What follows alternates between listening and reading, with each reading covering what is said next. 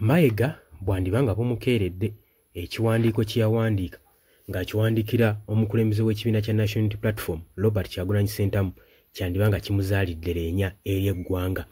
Bannansi batandise okiraba obulala, batandise okitaputa olwakyo era bakambwe nnyo tebasalikako mu lusale. Ngenda kubanga nkuwa katambi kogenda okuba nga wekkaanya olabe obusungu bwa bannansi, olabe Abannayuganda obusungu bwe balina ku Charles Peter Mayiga ku Katikkiro wa Buganda. Oli ku UK Update TV kusinzira obanga otuwuliriza gwe natanatwenga kukirira wansi waliwo ekigambo subscribe kikoneko ojja kubanga osobola bulungi nnyo tweyungako abali mu diaspora mbalamusizzaako nnyo. Kamala okubanga mbatwala butereevu bulambalamba mu katambi n'oluvannyuma tuveeyo tuproceedinge tumale okukatemaatemamu gwe mukwano gwange ali eyo ampuliriza. Saagala kuriisa, njagala osooka obyewulirireko obyerabireko olabe obusungu Bannayuganda bwe bayina n'oluvannyuma tweyongereyo. Katikkiro of Buganda Owekitiibwa, with all due respect, Peter Mayiga, sintuwalwa kuba ndi Muganda.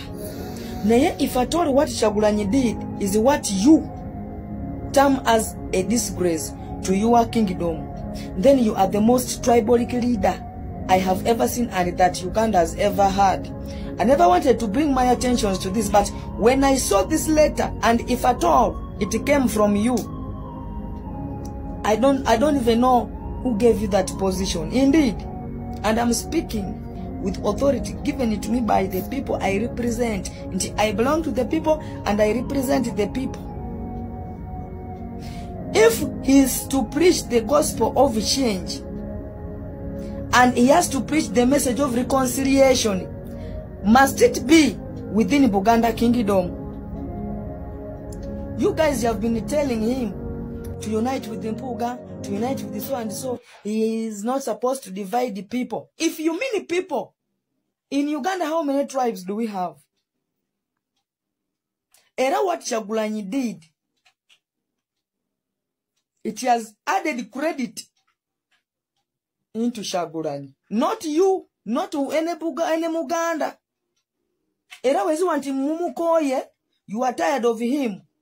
Please, you can delete him out of your tribe and kingdom. We have a lot of lands this side of Nguru.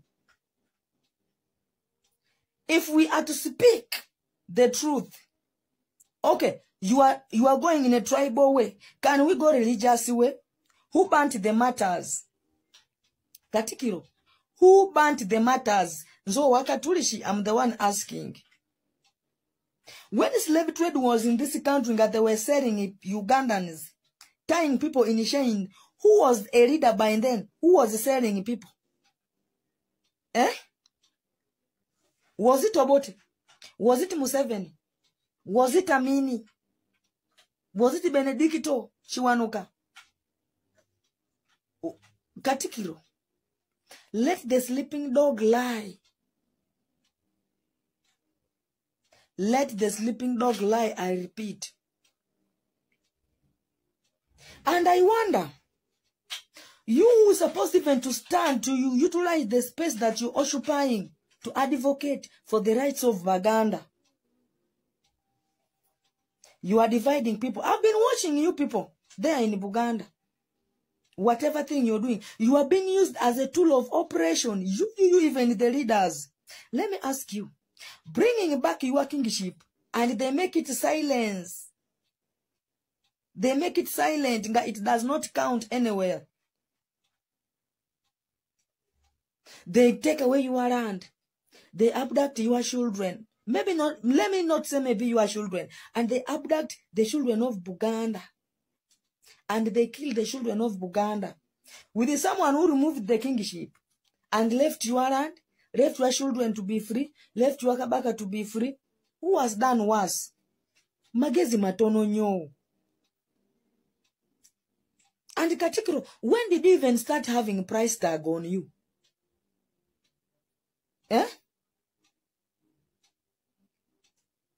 So, you want people to start giving you credit basing on what?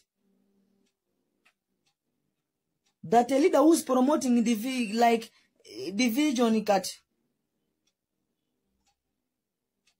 And the difference that our forefathers had, if we still put it before us, then we don't have a journey.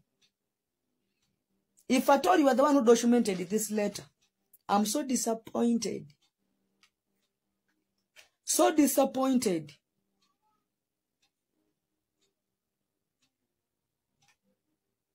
I don't know whether some of you offered chemistry.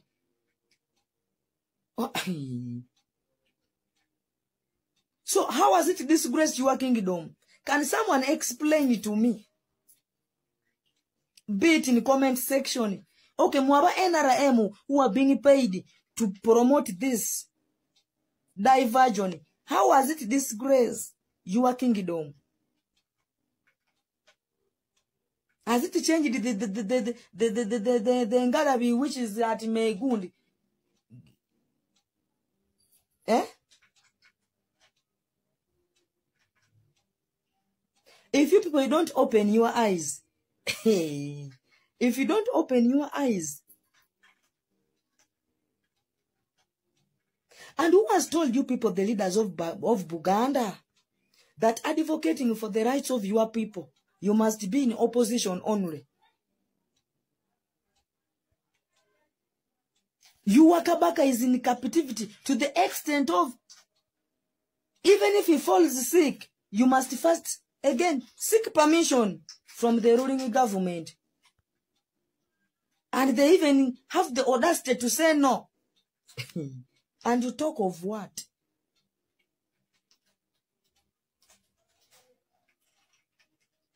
The soldiers who attacked the Paris, wasn't Museveni the commander? Mwagalo watu fetukoyo kubasomesa, by the way. Choka mweyita wa elites. Buganda, oh Buganda, yeah, oh Buganda. You mean this country is having only one tribe? Yeah? Are you aware that this country, to some extent, even your tribe does not count?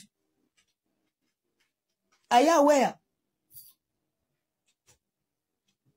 Bobi Wine stood up to fight for us, the suffering Ugandans. If you know you are okay, Katikiro, eat your bread and you keep quiet.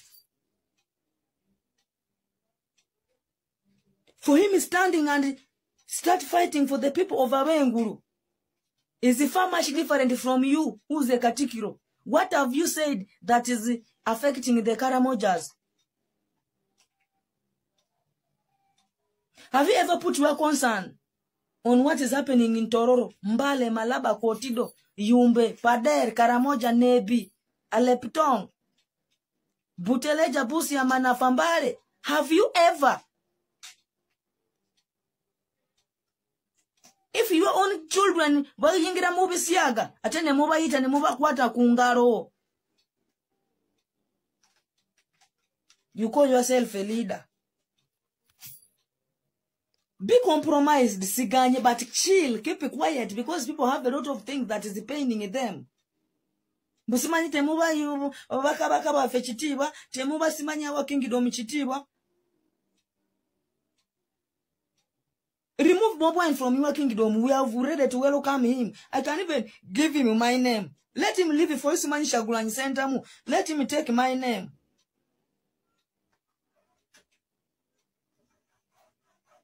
And all you and you document such a statement, if at all it came from you.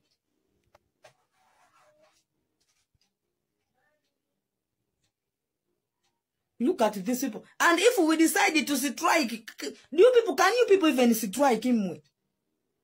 Can you people strike? Mwabagala nyo sente nyo mwe. Can you people even strike? Muve Kyagulanyi. Put your kingdom aside. Put your kingdom away from Kyagulanyi. There's nothing that your kingdom does to we the people of Awengulu. There's nothing. There's no any way that it helps us. Kyagulanyi okuvayo. Nagambo, there's no hospital anywhere. They can bring hospital, you never know. Netu yamba.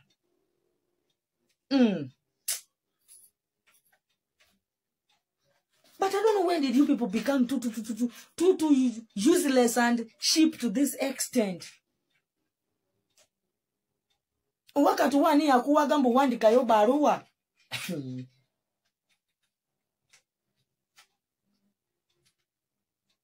You people, if we try to bring tribalism, temutu sobola no. You sobola kuteka tribalism ne musigaranga mukoma omusike. Mwagala tunyiza mwate ulira tono. Remove your kingdom from Kyagulanyi, remove it. If you like, eat your kingdom. Uganda, do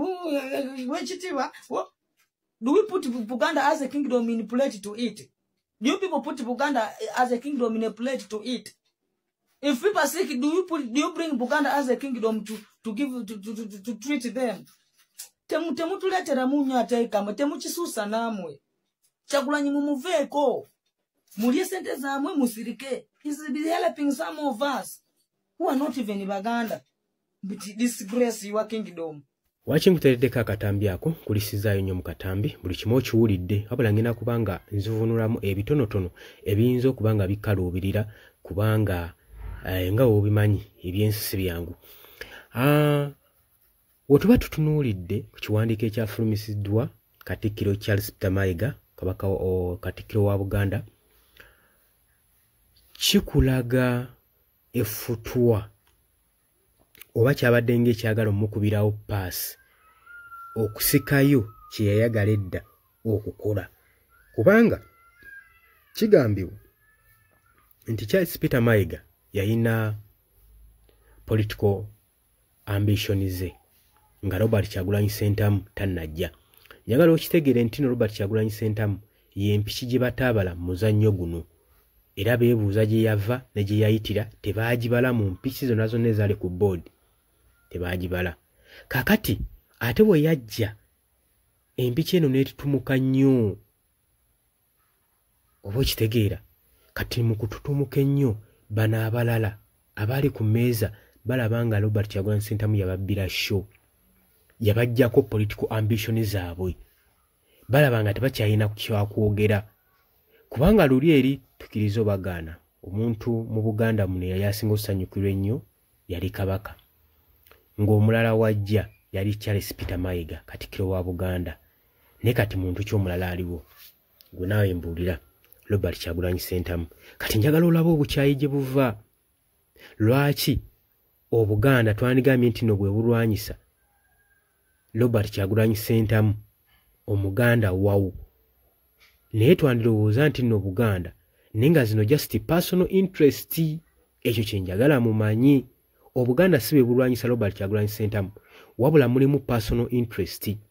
Kati omwami yo gwe nkutereddeko asiŋŋaanibwa eri mu mambuka ga Uganda bo bagamba Charles Peter Mayiga obanga muwulira Robert Kyagulanyi Ssentamu mukooyi temukyamwagala mu Buganda ffe mu muwandiise eno tribes tuyina nnyingi nnyo ajja kufiitingamu era kye mulina omumanya Robert Kyagulanyi Ssentamu si mukulembeze nti oba president wa Buganda mukulembeze w'amawanga gonna agali mu Uganda mukulembeze wa Kyoli Arua Abalango Abadaama Bagisu Basoga bo baga bajja mwaniriza wemanga mamuwulira Obuganda bomukooye ate bagamba nti Robert Kyagulanyi Ssentamu abagambye Robert Kyagulanyi Ssentamu si ye yatta Obote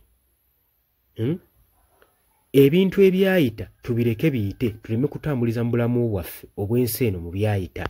Charles Peter Mayiga ensonga gye yeekwasa nti Obote ye yawaŋŋangusa kabaka waabwe mu biseera biri naye jjukira nti nno bw'abanga ye yawaŋŋangusa kitegeeza ki titugenda kudda mu bintu bya tribalism.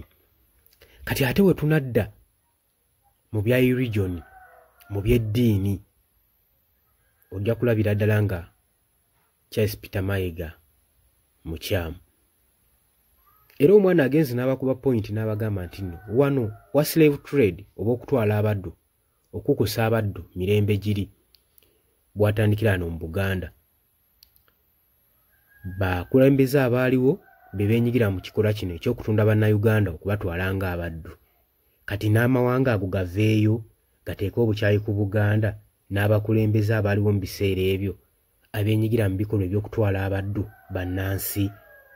So olabira ddala ng'ensonga Charles Peter Mayiga gy'awalampye ensonga nnene nnyo era y'amaanyi. Obadde oli ku Yugi Updates, kubadde osinza oba ng'otuwuliriza, mbaagala nnyo, mweraba.